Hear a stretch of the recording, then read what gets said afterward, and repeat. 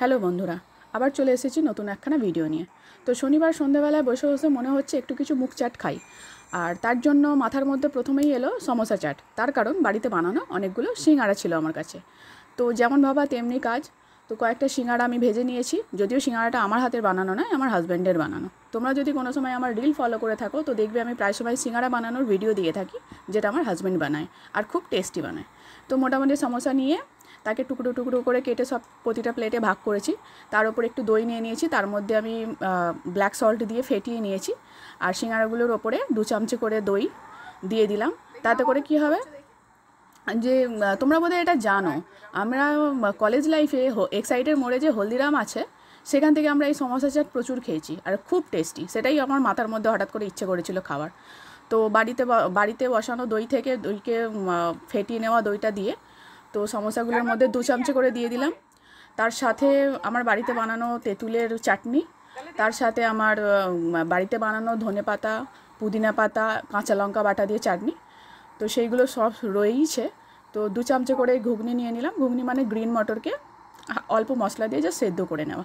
তো এগুলো 2 চামচে করে দিয়ে দিলাম। কোয়ান্টিটিটাও বাড়বে আর একটু ফ্লেভারটা একটু অন্যরকম হবেই আর কি, কারণ কম জিনিসে একটা ভালো চাট বানাতে গেলে যা যা লাগে।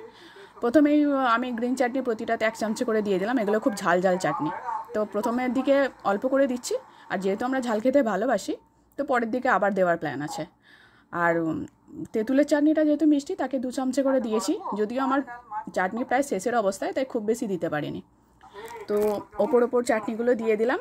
এবার হলো এগুলো হচ্ছে পেঁয়াজ কুচো, অল্প করে পেঁয়াজ কুচো দিলাম। কাঁচা লঙ্কা কুচো দেওয়ার দরকার পড়েনি, কারণ আমার গ্রিন চাটনিটা ভালোই ঝাল।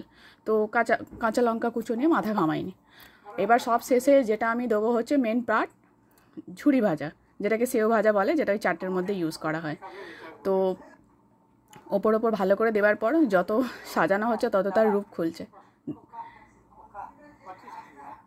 সবটাতে ভালো করে ঝুরি ভাজা দিয়ে দেওয়ার পর ওপর থেকে আমি আরেকবার করে গ্রিন চাটনি দিয়ে দিলাম, কারণ আমরা ঝাল খেতে ভালোবাসি। আর এই চাটনিটা শেষও করতে হবে, এটাকে তুলে রাখা যাবে না, তো তাই ওপর থেকে দিয়ে দিলাম।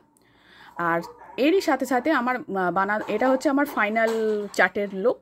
এর সাথে সাথে আমার ইচ্ছে হলো মোহিতো বানিয়ে নেওয়ার। তার কারণ হচ্ছে গরম, এখানে প্রচণ্ড এখন গরম চলছে, তো বিকেলের দিকে আর চা না খেয়ে এটার সাথে চাটা খুব একটা ভালো লাগবেও না, সেই কারণে মোহিতো বানালাম। তো মোহিতো আমার ঘরোয়া জিনিসপত্র দিয়ে বানানো। বাড়িতে লেবু ছিল, আমার গাছের পুদিনা পাতা ছিল, তো কতগুলো পুদিনা পাতা পেড়ে তাকে হাতে চাপড়ে নিয়েছি, কারণ খুব বেশি পুদিনা পাতাকে ডললে বা ঘষে নিলে সেটা ফ্লেভারটা তেতো হয়ে যায়।